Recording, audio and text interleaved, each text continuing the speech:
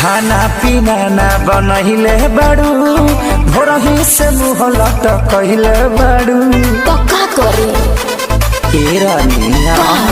खाना पीना ना बनहिले बाड़ू भोरही से मुँह लटकहिले बाड़ू काहे बेचैनी में बाड़ू करे जा देखल न जाता तरफ तरफ दिहलो दरदिया सैया दोनों तरफ रगड़ी ले लेते बरा रगड़ी ले लेते बरा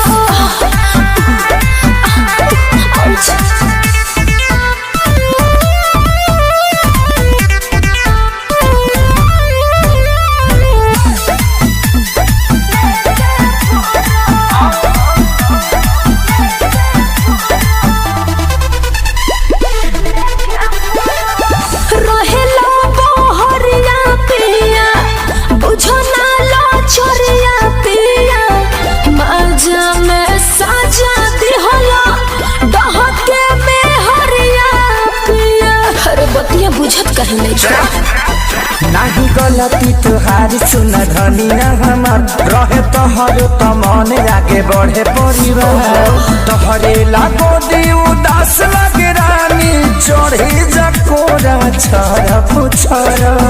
दिहला दरदिया सैया दोनों तरफ